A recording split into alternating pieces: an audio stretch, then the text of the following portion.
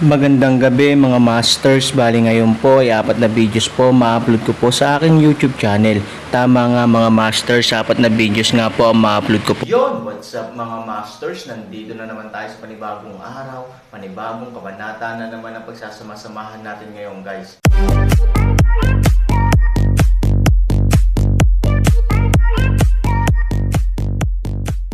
Bali mga masters, kung bago ka pa lang po sa aking YouTube channel, please click the subscribe button, lalong-lalo na po yung notification bell guys, para maging connected pa rin tayo sa isa't isa at maging updated kayo sa mga susunod ko pang video.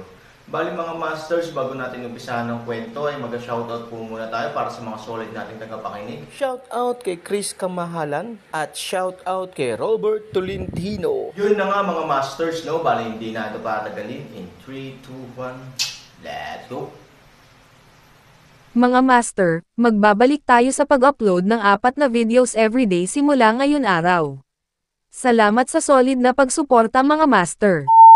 Kabanata 3506 hanggang 3510. Naniniwala ka ba sa akin? Si Aaron ay taos-pusong tumingin kay Ivory. Walang malay na tumango si Ivory. Bagamat hindi niya kilala ang Aaron, naramdaman niya ang hindi pa nagagawang pakiramdam ng seguridad noong Aaron, at alam din niya na hindi sasaktan ng Aaron ang kanyang sarili, kaya natural na naniniwala siya sa Aaron. Dahil naniniwala ka sa akin, huwag magtanong ang dami mong tanong. Kailangan mo lang malaman na paprotektahan kita. Sabi ni Aaron. Kahit na si Ivory ay isang maliit na babae, siya ay ipinanganak sa isang kapaligiran tulad ng pamilya ni Sue, at siya ay hindi nangangahulugang isang inosenteng maliit na batang babae. Sa pakikipaglaban kina Su Haichao at Suhan, unti-unti siyang nagkaroon ng sariling lungsod. Ayaw mo lang sabihin sa akin, para protektahan ako. Sabi ni Ivory na nangungunot ang bibig. Walang choice ang Aaron kundi ngumiti. Natatakot lang siyang sabihin kay Ivory ang totoo. Hindi maniniwala si Ivory. Sa halip, hindi na siya magtitiwala sa kanya. Don't worry, sooner or later, I'll let you know everything. At that time, you'll understand why I did it. Sabi ni Aaron. Si Ivory ay masyadong tamad na pakialam. At least alam niya na mabuti sa kanya ang Aaron. Nag-order ang dalawa ng kani-kanilang ulam. Nagkaroon ng kaunting problema ang hapunan, ngunit perpekto ang pagtatapos. At saka, pagkatapos kumain, personal na lumabas ang amo at binigyan ng sapat na mukha si Aaron. Pagkalabas ng UFO building, hindi na sila sumakay ng taxi. Naglakad sila sa kalye at pinag-usapan ang mga kawili-wiling kwento ni Ivory sa paaralan. Ang pinakasikat na paksa ni Ivory ay tungkol kay Chien. Nakikita ng Aaron na napakabilis ng pag-unlad ng kanilang pagkakaibigan ngayon, halos sa puntong wala na silang mapag-usapan. Dahil dito, higit o hindi gaanong nag-aalala ang Aaron. Sa pagkanan ni Ivory, hindi niya kayang gampanan si Chien.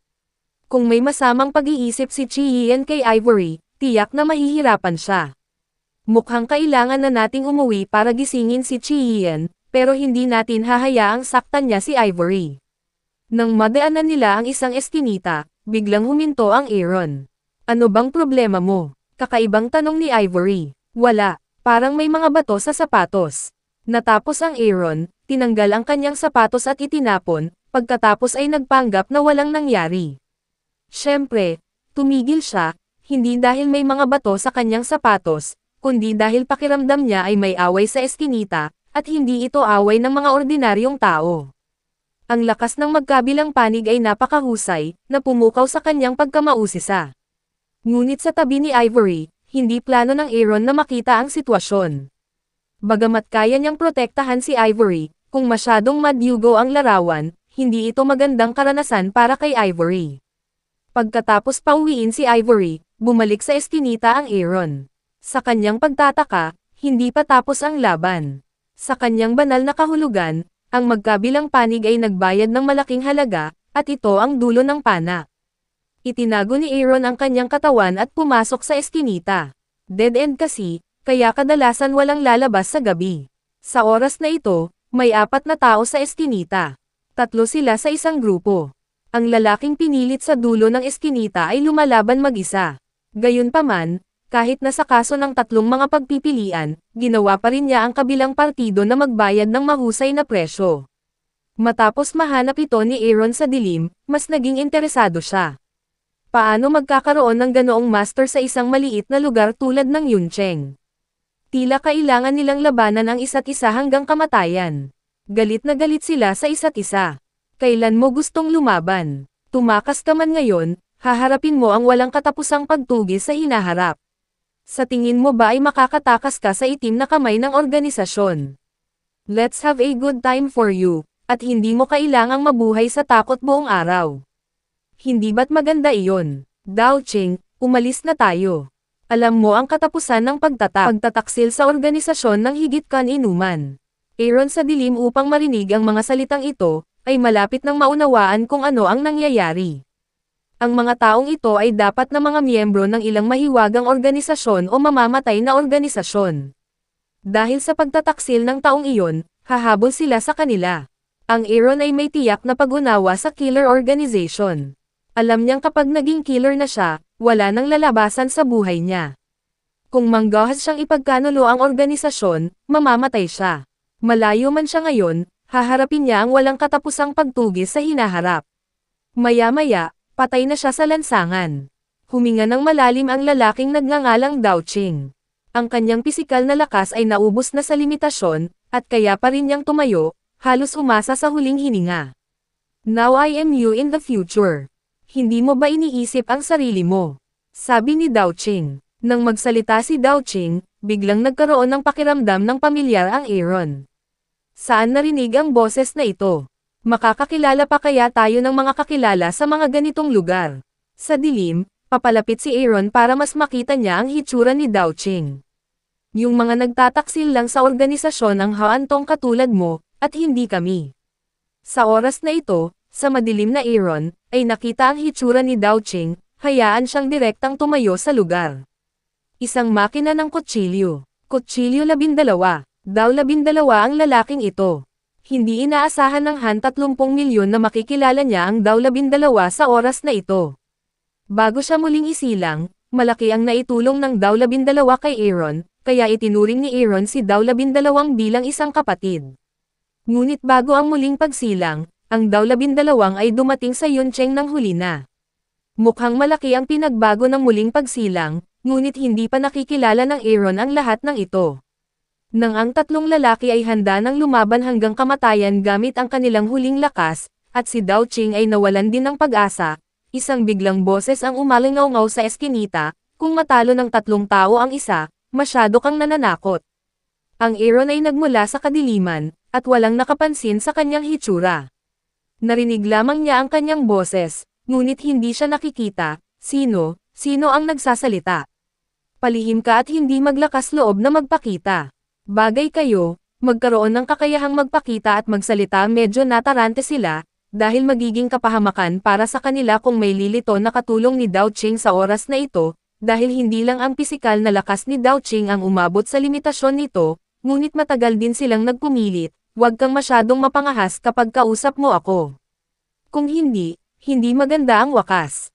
Pagkababa ng boses, ang lalaking nagtanong kay Aaron kung ano siya, pagkatapos ng isang sigaw, ay bumagsak sa lupa at samuka ng dugo, ngunit pagkatapos ng dalawang pagpupumiglas, walang nangyari, hindi man lang makita kung paano bumaril ang kabilang side, nawalan sila ng kalaban, anong klaseng tao ang lumabas at magtago. Ano ang silbi ng pagsaksak sa likod ng isang tao kung mayroon kang kakayahang maging tapat at matuwid? Nang sumulpat si Aaron sa harap ng Daw 12, na-tense ang dalawang tao, dahil kahit nakita nilang lumitaw si Aaron, hindi nila alam kung saan siya nanggaling.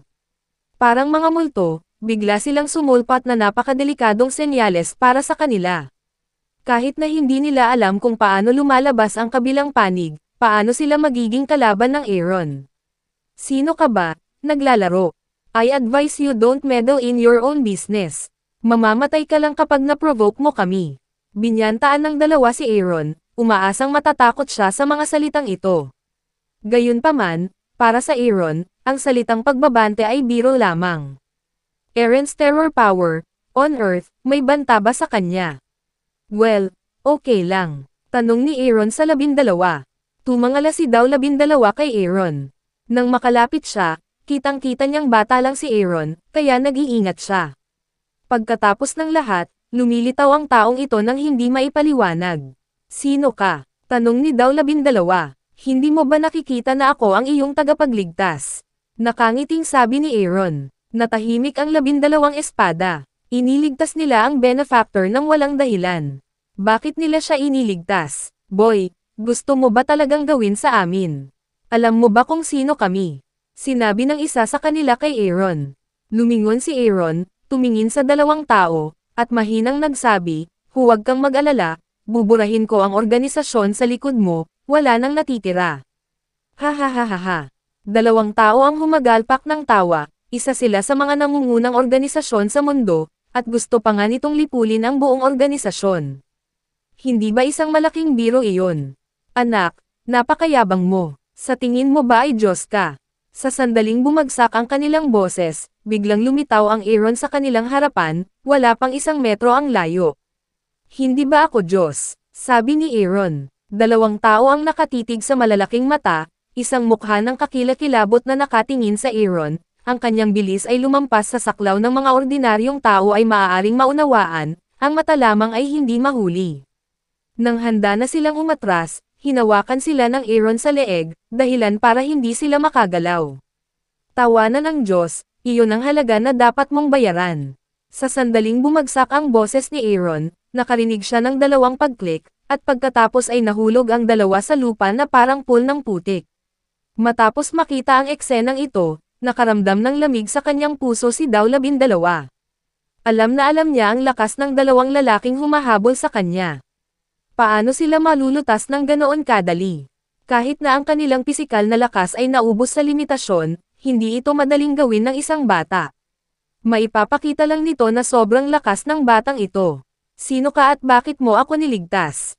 Hindi iniisip ng Daw 12 na magkakaroon ng pay sa langit, at hindi niya iniisip na may iligtas lamang siya ng swerte. Ang kanyang matalas na intuition ay nagsabi sa kanya na maaaring may iba pang pagsasabuatan kapag lumitaw ang Aaron, at ang pagsasabuatan na ito rin ang layout ng organisasyon. My name is Aaron. You can call me Boss Han, or you can call me 3,000. Feel free, sabi ni Aaron. Tumingin si Daw 12 kay Aaron ng diretso ang mga mata. Gusto niyang makakita ng ilang mga kapintasan sa Aaron. Ngunit kakaiba na ang Aaron ay walang anumang mamamatay na katangian. Kapag hindi niya ginawa, para siyang ordinaryong tao. Walang intensyon na pumatay at puot sa mga mata, at walang sadyang pagtatakip. Hindi ito ang pagbabalat kayo na maaaring gawin ng isang mamamatay tao. Kung bakit gusto kitang iligtas, ang tanong na ito ay napakadaling ipaliwanag. Sa tingin ko ay napakalakas mo, kaya mayroon kang tiyak na halaga para sa akin. Nagpatuloy si Han. Alam niya na talagang imposible para sa Daw 12 na paniwalaan siya ng walang dahilan, ngunit kung mayroon siyang anumang halaga, maaaring tanggapin ito ng Daw 12. Anong gusto mong gawin ko para sa'yo? Tanong ni Daw 12. Hindi pa. Chess piece ka lang para sa akin. Gagamitin ko kapag may pakinabang. Do you think so? Nakangitin. Sabi ni Aaron. Naiintindihan ni Daw 12 ang kahulugan ng kanyang mga salita, ngunit sensitibo ang pagkakakilanlan ni Daw 12.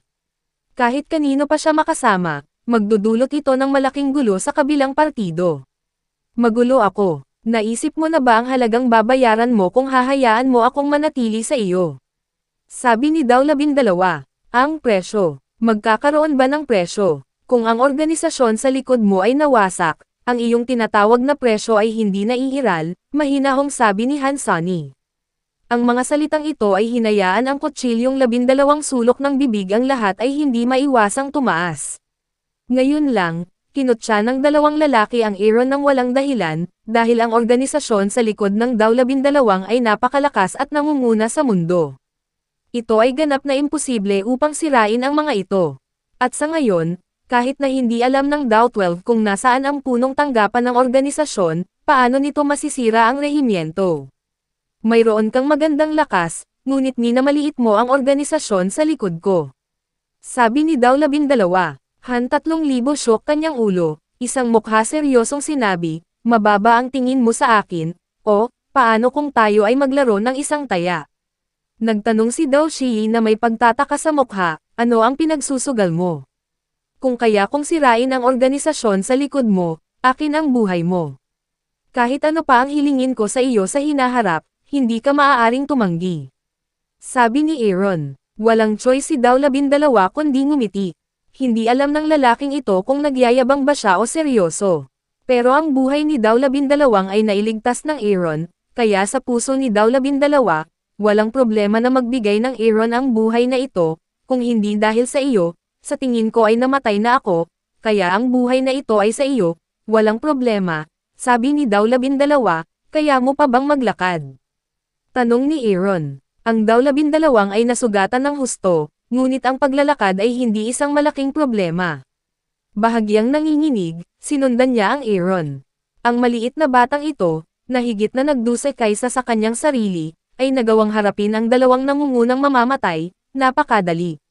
Talagang kakaiba ang pakiramdam ni Daw 12, dumadaan ka lang ba para tulungan ako? Hindi napigilan ni Daw 12 na magtanong, totoo. Pinauwi ko lang ang girlfriend ko, kaya maswerte ka. Sa katunayan, may isa pang pangungusap na hindi sinabi ni Aaron sa kanyang puso, iyon ay, ang tadhana ay nakatakdang magkita ng dalawang tao. Gayunpaman, kung sasabihin ang pangungusap na ito, ang Daw 12 ay kailangang magtanong kung saan nagmumula ang kapalaran. Hindi magsasawang magpaliwanag si Aaron, kaya hindi niya sasabihin, hindi ka naman ordinaryong tao diba? Nagpatuloy ang Daw 12, kailan mo sinabi ang dami? Napalingon si Aaron at may pagdududa na tumingin sa Daw 12. Yun na nga mga masters, no? Bali panibagong kabanata na naman yung natapos natin ngayong gabi. Muli, maraming salamat po talaga sa walang sawang suporta po sa aking YouTube channel na talagang inaabangan nyo po ang bawat upload ko po. Bali mga masters, magkita-kita ulit po tayo bukas ng gabi at ngayon po ay magpapaalam po muna tayo. Bali mga masters, bye-bye!